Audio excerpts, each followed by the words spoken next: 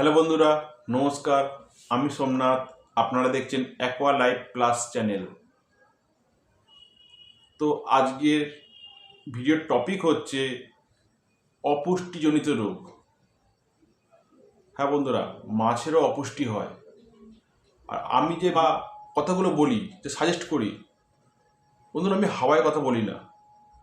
আমি এই বিষয় নিয়ে বিগত 6 বছর ধরে পড়াশোনা করেছি। আমি সেই বেসের উপর বলি। আর আমি যেগুলো বলবো সেগুলো রীতিমতো ল্যাবে টেস্ট হয়ে গেছে। তো আমার কথাগুলো যদি কেউ অ্যাকুরেট পাই টু পাই যদি মেনে চলতে পারেন, তার অ্যাকোরিয়ামে কিংবা মাছ চাষ করলে কিংবা বড় ফার্ম নিয়েও আমি সাজেস্ট করি, তারা যদি করে থাকেন তাদের মাছের রোগ হওয়া সম্ভব নয়। মাছ দ্রুত বড় হবে, গ্যারেন্টি আমি বলছিলাম। বন্ধুরা, অপুষ্টিজনিত রোগ। অপুষ্টিজনিত রোগ আপনি কি করে বুঝবেন মাছের অপুষ্টিজনিত রোগ হয়েছে? রিকেট। রিকেট হচ্ছে একটা অপুষ্টিজনিত রোগ। তো আরও অনেকগুলো সিমটম আছে যেগুলো বোঝা যায়। যেমন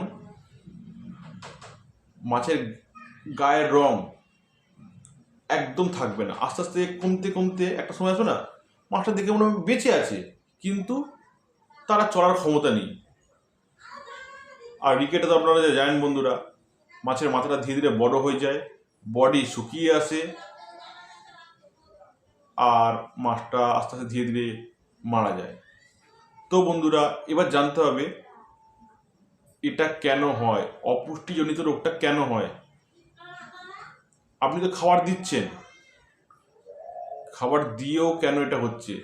হ্যাঁ বন্ধুরা, এটা ঠিক যে আপনার মাছে খেতে দিচ্ছেন, পরিচর্যা করছেন, কিন্তু তবুও অপুষ্টিজনিত রোগ হচ্ছে। এটা আমি অনেক বন্ধুর কাছে আমি দেখেছি, আমি যেটা যে তাদের অপুষ্টিজনিত রোগে তাদের অ্যাকোরিয়াম রীতিমতো নষ্ট হয়ে গেছে, কিন্তু তার দামি দামি খাবার খাওয়াচ্ছে।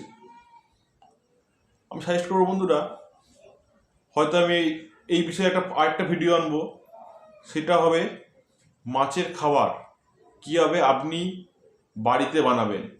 আর আরেকটা বলতে পারি, আমার দেখবেন একটা লাল চিংড়ি নিয়ে ভিডিও করা আছে, ওই খাবারটাও আপনার নর্মাল মাছকে খাওয়াতে পারেন। খাবিয়ে একবার দেখুন, মাছের গায়ের রং দেখুন, মাছের চেহারা দেখুন, আমাকে বলেন বন্ধুরা কমেন্টে কি বলেছি। বেশি না, মাত্র 15 দিনের রেজাল্ট পাবেন। আমি যেগুলো বলে থাকি, রোগের বিষয়ে হয়তো 3 দিনের রেজাল্ট পায়, আর খাদ্য বিষয়ে হলে 15 দিনের রেজাল্ট পাওয়া যায়। তো মাছের খাবারে কি কি লাগে, এই যে বন্ধুরা, আমাদের 5খানা আঙুল, 5খানা আঙুলের মধ্যে 5খানা জরুরি টিপস মনে রাখুন, আপনার মাছ আর অপুষ্টিজনিত রোগের শিকার হবে না।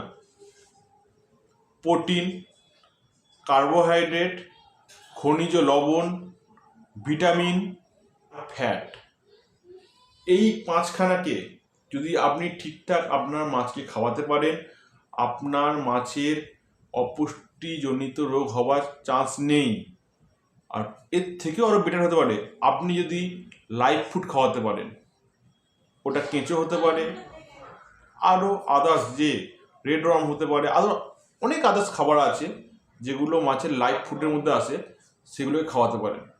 বন্ধুরা, এই অপুষ্টিজনিত রোগটা অন্তত আসবে না। তো বন্ধুরা, এখানেই আমি ভিডিওটা শেষ করছি। আবারও বলছি, চ্যানেলটা লাইক করবেন, সাবস্ক্রাইব করবেন। নমস্কার।